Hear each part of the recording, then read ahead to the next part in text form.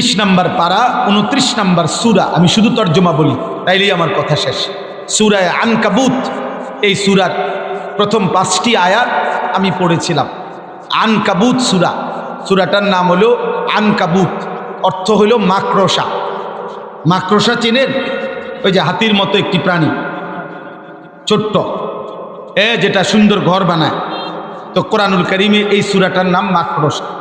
আল্লাহ তাআলা একটা উদাহরণ দিতে গিয়ে এই সূরার মধ্যে এই মাকড়সাকে টেনে আনছেন উদাহরণ বোঝানোর জন্য। আল্লাহ বলছেন, তোমরা যারাই এই পৃথিবীতে যারাই আমি আল্লাহকে বাদ দিয়ে অন্য কিছুর উপরে ভরসা করেছ, সে যেন মাকড়সার মতো, যে বড় যত্ন করে একটা ঘর বানাইছে, কিন্তু তোমরা তো জানোই এই পৃথিবীর সবচেয়ে দুর্বল ঘর মাকড়সার ঘর। 6 মাসের বাচ্চাও যদি হাত উঠায় মাকড়সার ঘর ভেঙে যাবে। মায়ের হাতের ফুলের ঝাড়ু, এটা বোনের হাতের ফুলের ঝাড়ু দিয়ে এটা টান দিলেই মাকড়সার ঘর ভেঙে তছনছ হয়ে যায়। আল্লাহ বলেন, আমাকে বাদ দিয়ে কেউ যদি গোটা পৃথিবীকে একসাথ করে নিজের হাতে আইনা এটার উপরে ভরসা করে, সে ওই মাকড়সার মতো, মাকড়সার ঘর বানানোর মতো, যা 1 সেকেন্ডে আমি আল্লাহর ফায়সালার সামনে নিঃশেষ হয়ে। আল্লাহকে বাদ দিয়ে অন্য কিছুর উপরে ভরসা করা মাকড়সার ঘরের মতো। কিসের ঘর? মাসালুল্লাযীনা ইত্তাখাযু মিন দুনিল্লাহি আউলিয়া কামাসালিল আনকাবুত ইত্তাখাযাত বাইতান ওয়া ইন্না আওহানাল বুয়ুত লাবাইতুল আনকাবুত।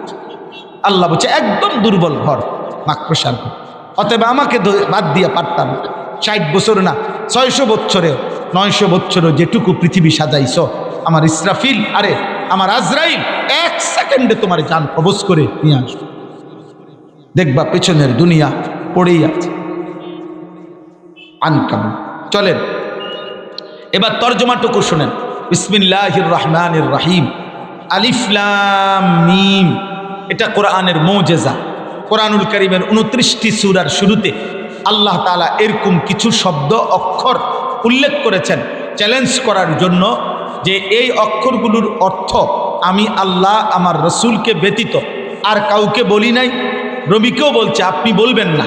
কিয়ামত পর্যন্ত কেউ যদি বলে কোরআন কারো বানানো, মানুষের রচিত, তাহলে সে এই অক্ষরগুলোর অর্থ কি বুঝাইছে কি এটা বলুক। আজকে 1450 বছরে কোনো দিন কেউ বলতে পারে নাই। অতএব বারবারই একথা প্রমাণিত, কোরআন আল্লাহর কালাম। কার কালাম? এই জন্য দোস্ত, এতটা নিখুঁত, নিরাপদ, বিশুদ্ধ, শতভাগ বাস্তব, যৌক্তিক, ইনসাফপূর্ণ আল্লাহর কোরআন থেকে যে জ্ঞান অর্জন করে নাই, জ্ঞান অর্জন করে নাই, খোদার কসম, সে জ্ঞানের কোনো মজা, আলোর কোনো সন্ধানই পায় না।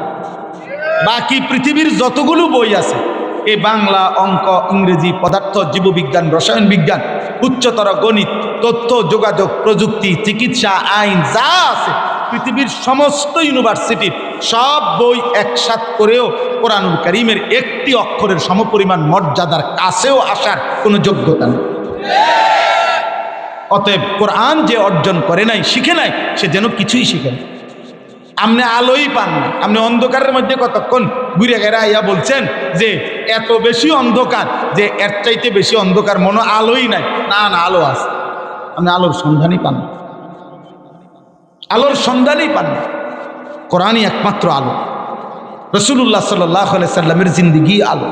ইসলামই একমাত্র ইনসাফপূর্ণ, ইনসাফি সত্য, ইসলামী সত্য, ইসলামী চূড়ান্ত, ইসলামী আধুনিক, ইসলামী যৌক্তিক, ইসলামী বাস্তবসম্মত, ইসলামী কিয়ামত পর্যন্ত, ইসরাফিলের ফু পর্যন্ত পৃথিবীর সকল পরিস্থিতিতে ইসলাম মানানসই, কোরআন মানানসই, নবীর সুন্নাত মানানসই।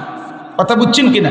এই জন্য কেউ শেষ পর্যন্ত, আমি নির্দিষ্ট কাউকে বলছি না, যেহেতু আমি রাজনীতির মানুষ না, কিন্তু আমি এতটুকু শুধু বুঝি যে ক্ষমতাকে সামনে রেখে যে চাই, এই কাফের হোক, মুশরিক হোক, নাস্তিক হোক, আল্লাহদ্রোহী হোক, ইহুদি খ্রিস্টান হোক, আধুনিক মন মানসিকতা সম্পন্ন হোক, প্রগতিবাদের অনুসারীরা হোক, যাকে বুঝাইবার জন্য কেউ ইসলাম, আল্লাহর কোরআন, শরীয়তের বিধান, এটাকে অন্য কোনো খাতে বুঝাইতে চায় এ জোড়া তালি এমনে হেমনে দিয়া শেষ পর্যন্ত একটা বেঈমানকেও সন্তুষ্ট করা যাবে না, বরং এটাই প্রমাণিত হবে যে স্পষ্ট বললে আরো উত্তম ছিল।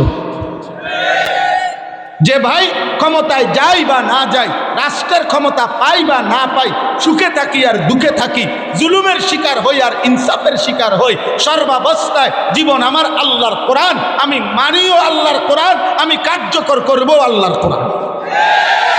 সাফ এক কথা বোঝেন নাই? আমার ঘরেও আল্লাহর কোরআন, আমার রাষ্ট্রেও কি আল্লাহর কোরআন। আল্লাহ আমাদেরকে তৌফিক দান করেন। আহাসিবান নাসু আন ইউতরাকু আন ইয়াকুলু আমান্না ওয়া হুম লা ইফতানুন। আল্লাহ তাআলা বলেন, মানুষগুলো কি ভেবেছে ওরা শুধু মুখে বলবে আমি মুসলমান, আমি মুমিন, আর আমি আল্লাহ তাদেরকে কোনো পরীক্ষা না নিয়ে এমনিতেই ছেড়ে দেব, জান্নাত দিয়ে দেব? তোমরা কি এই ভেবেছো বান্দা? আল্লাহ বলে, না, এটা ভুল ভেবেছো। ওয়ালাকাদ ফাতান্নাল্লাযীনা মিন ক্বাবলিহিম, আমি প্রত্যেক যুগে যারাই মুমিন হয়েছে আমি আল্লাহ তাদেরকে পরীক্ষা করেছি। ফালা ইয়ালামান্নাল্লাহুল্লাযীনা সাদাকু ওয়ালা ইয়ালামান্নাল কাযিবিন, আমি আল্লাহ পরীক্ষা নিয়ে জেনেছি ইমানের দাবিতে কে সত্যবাদী কে মিথ্যাবাদী। এই সহজ কথা এটাই, আমি এটাই এতক্ষণ বলছি। আপনি মামুলি ভোটার আইডি কার্ডে লেখা ধর্ম ইসলাম, পাসপোর্টে লেখা ধর্ম ইসলাম, জন্ম নিবন্ধন সনদে লেখা ধর্ম ইসলাম, এতটুকুতে যথেষ্ট। আপনি মুখে বলছেন আমি মুসলমান, না না আব্বা, আপনাকে ইমানের পরীক্ষা দিয়া, ইসলামের পরীক্ষা দিয়া আখিরাতে জান্নাত নিতে হবে। প্রত্যেক নামাজের ওয়াক্ত আপনার সামনে পরীক্ষা, সেজদা দেন নাকি নাফরমানি করেন। প্রত্যেক উপার্জনের সময় পরীক্ষা, হালাল উপার্জন করছেন নাকি হারাম উপার্জন করছেন। প্রত্যেক খাবারের লোকমার সময় পরীক্ষা, হারাম খাচ্ছেন না হালাল খাচ্ছেন। নারী সামনে আসলে পরীক্ষা, তাকে তাকাইয়া দেখতেছেন নাকি চোখ নামায়া রাখছেন। আল্লাহর প্রত্যেকটা বিধান একটা একটা পরীক্ষা, আল্লাহর প্রত্যেকটা নিষেধ একটা একটা পরীক্ষা। আল্লাহ দেখছেন, পরীক্ষা নিচ্ছেন, বান্দা পালন করছো নাকি ছেড়ে দিচ্ছ। এর ভিত্তিতেই আখের, এর ভিত্তিতে কি? আম হাসিবাল্লাযীনা ইয়ামালুনাস সাইয়্যাত আন ইয়াসবিকুনা সাআ মা ইয়াহকুমুন। আল্লাহ তাআলা বলেন, যেই সমস্ত পাপী নাফরমান ভেবেছে আমি আল্লাহকে ডিঙ্গাইবে গুনাহ করার পরেও পাপ, অন্যায়, জোর, জুলুম, হত্যা, খুন, সন্ত্রাস, কুফর, শিরিক, চুরি, ডাকাতি, জিনা, ব্যভিচার, অসভ্যতা, নোংরামি, যুবক, যেই মোবাইলের অস্থিরতা, বেহায়াপনা, সুদ, ঘুষ, কিস্তি, নারীর বেহায়াপনা, যেই কোনো কিছুতে আল্লাহ বলে পাপীরা যদি ভাবে আমি আল্লাহকে ডিঙ্গায় লাইব, আমার থেকে ছুটে যাবে, সাআ মা ইয়াহকুমুন। আল্লাহ বলে এটা তাদের বড় ভুল সিদ্ধান্ত। পৃথিবীর সবার থেকে ছুটা যায় রে বান্দা, আমি মালিকের হাত থেকে ছুটতে পারি সম্ভব? মান কানা ইয়ারজু লিকা আল্লাহ ফাইন্না আজালাল্লাহি লাআতিন। এই শেষ কথা হলো, আল্লাহ বলেন অতএব তোমরা যারা যারা আমি আল্লাহর ইবাদত করে পরীক্ষা দিতে দিতে আমার সাক্ষাৎ জান্নাতের আশায় অপেক্ষা করছো দুনিয়া, তো একদিন মালাকুল মউত আজরাইল আমি পাঠাবো, সে তোমাকে আমার কাছে নিয়ে আসবে, আমি তখন আমার সাক্ষাৎও দেব, জান্নাতও দেব। আহুয়াস সামিউল আলিম। শোনো বান্দা, যাই বলো আমি শুনি, যাই করো আমি জানি, ভালো মন্দ সব আমি দেখছি, আমি জানি। অতএব আমাকে ফাঁকি দিও না, ফাঁকি দিয়া পারতা না। অতএব আমি আল্লাহর গোলামি করো, আনুগত্য করো। রমজান মাসকে সামনে রেখে চলেন, জীবন বদলাই। রমজানকে সামনে রেখে সিদ্ধান্ত নেই আমরা ইনশাআল্লাহ আল্লাহর হুকুম মানব, আখিরাতের ফিকির করব, গুনাহ ছাড়ার চেষ্টা করব, আল্লাহর ইবাদত পালন করার চেষ্টা করব। যুবকরাও, বয়স্করাও, মা বোনরাও, ওলামারাও, সাধারণ জনগণ, আল্লাহ তৌফিক দান করেন, আল্লাহ কবুল করেন। আমিন। সুবহানাল্লাহি ওয়া বিহামদিহি, সুবহানাকাল্লাহুম্মা বিহামদিকা, আশহাদু আল্লা। জি, মেহেরবানি করে 2টা মিনিট আপনাদের কাছে আমার একটা ছোট্ট অনুরোধ। আমারও সময় খুব কম, আমাকে আরও এক জায়গায় মাহফিলে যাইতে হবে। এই জন্য দয়া করে আপনাদের কাছে ছেলেরা বেগ নিয়ে যাচ্ছে, দয়া করে প্রত্যেকে মসজিদের জন্য, আল্লাহর জন্য, আখিরাতের আশায় কিছু সাদাকা করেন, দান করেন। আর যারা আমার কাছেও দিবেন, মেহেরবানি করে দিলে, পৌঁছাইলে আমরা ইনশাআল্লাহ আপনাদের জন্য দোয়া করব। দয়া করে দেরি না করেন, কষ্ট করে যারা দিবেন 2000, 5000, 10,000, 1000, 500 মেহেরবানি করে দেন। দিলে বরকত হবে। সাদাকা করলে ঠকে না। মুমিনকে নিয়ম কিন্তু এটাই, দান সৎকার জন্য খুব সাফাসাফি করতে হবে এটা না।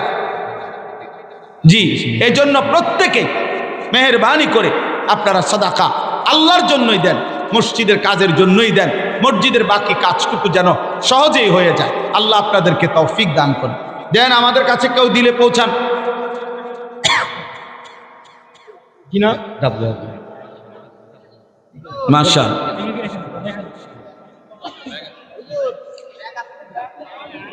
কাপড় না রুমাল দেন, ভাই রুমাল দেন, রুমাল দেন।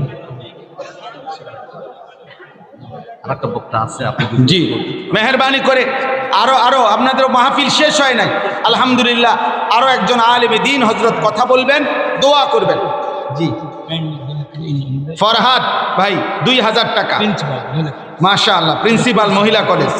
জিল্লুর স্যার 1000 টাকা, মোফাজ্জল স্যার 1500 টাকা, সিরাজুল স্যার 1000 টাকা, জামান স্যার 500 টাকা, এই মোট 6000 টাকা। আল্লাহ কবুল করে।